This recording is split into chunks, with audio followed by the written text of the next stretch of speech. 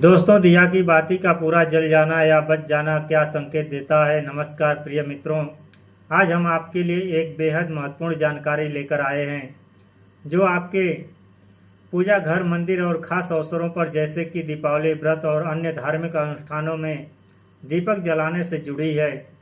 क्या आपने कभी सोचा होगा या देखा होगा कि जब आप दीपक जलाते हैं तो वह आपके जीवन में कौन से संकेत दे रहा है। क्या आपकी दीपक की बातें पूरी तरह से जल जाती है या वह अधजली रह जाती है। और क्या दीपक की बाती पर फूल बनने का क्या अर्थ क्या होता है।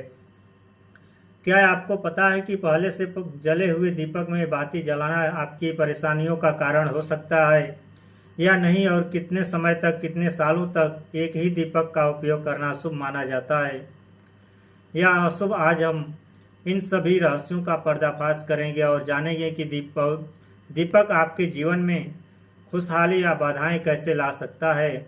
इस ज्ञानवर्धक जानकारी के लिए अंत तक हमारे साथ बने रहें। तो दोस्तों, आपको जानकर हैरानी होगी कि आप अपने पूजा घर के मंदिर में दीपक जलाते समय अगर यह गलती करते हैं तो आपको इसका परिणाम जरूर भुगतना ही होगा।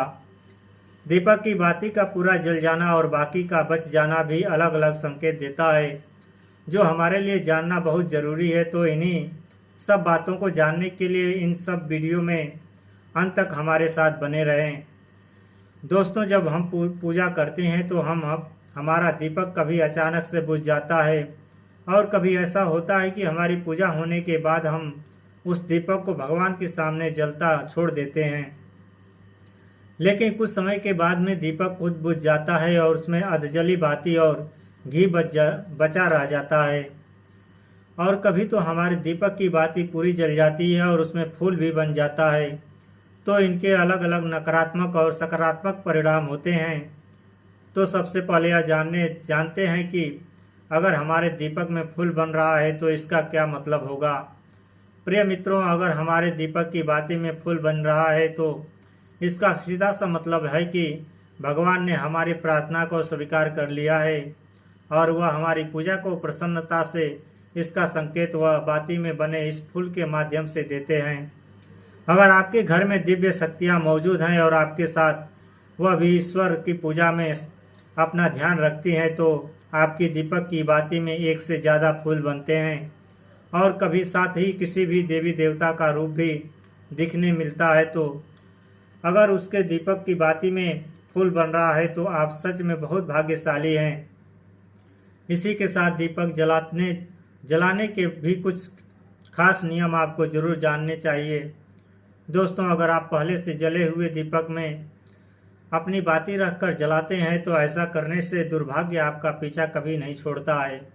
अगर दीपक में पहले से जली हुई बाती की राख या फिर रुई और काली है और आपने अपनी बाती इसमें रखकर जला दी तो ऐसा करने से भगवान आपसे प्रसन्न होने की बजाय नाराज हो जाते हैं और आपको इसके बहुत ही भयानक परिणाम देखने को मिलते हैं। आपके बनते हुए काम बिगड़ने लगते हैं, आपकी तिजोरी का धन खर्च होने लगता है और आपके धन आने के सारे रास्ते भी बंद हो जाते हैं।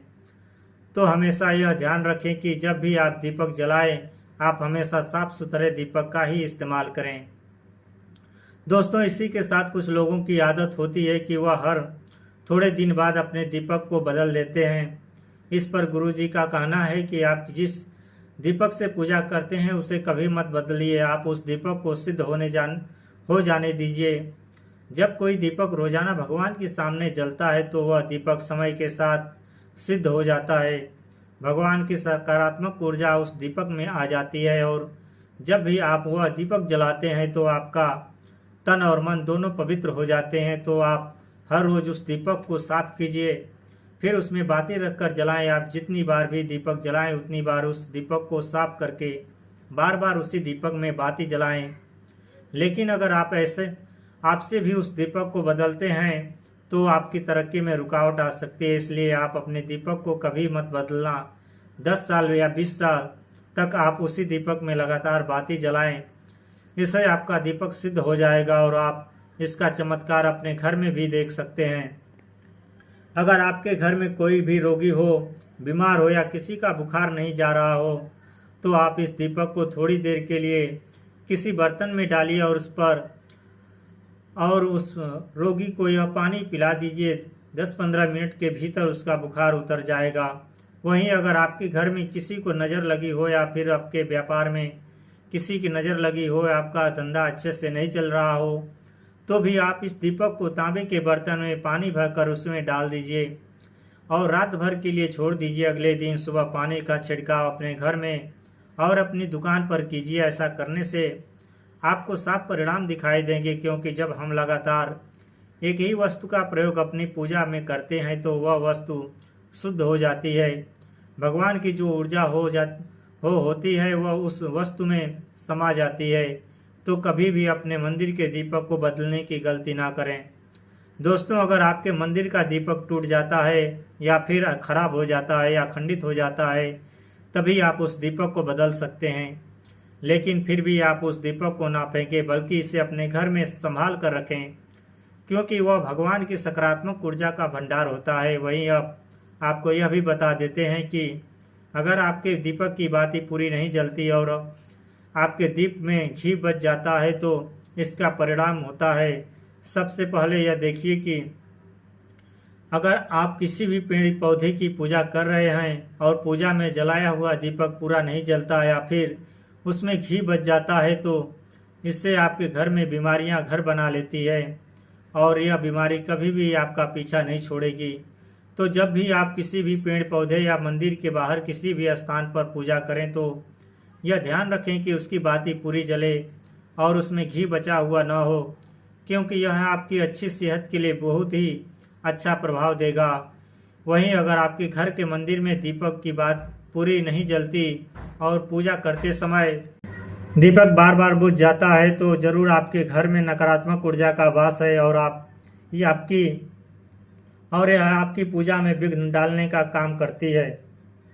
दोस्तों, हमारे घर में अगर कोई बुरी शक्ति होती है या फिर कोई ऐसी ऊर्जा होती है जो यह नहीं चाहती कि आपके घर में भगवान की कृपा हो और सकारात्मक ऊर्जा हो, तो यह आपकी पूजा सफल नहीं होने देती। क्योंकि दोस्तों, एक वातावरण में एक ही तरह की ऊर्जा रह सकती है, या तो सकारात्मक या नकारात्मक। जो बुरी शक्तियाँ होती हैं वह यह भी कभी भी नहीं चाहती कि आपके घर में देवी देवताओं की कृपा हो। अगर आपके घर में भगवान ने अपनी कृपा की तो उन बुरी शक्तियाँ और ऊर्जा का प्रभाव खत्म हो जाएगा। इसलिए यह शक्तियाँ चाहती हैं कि आपकी पूजा में रुकावटें आएँ।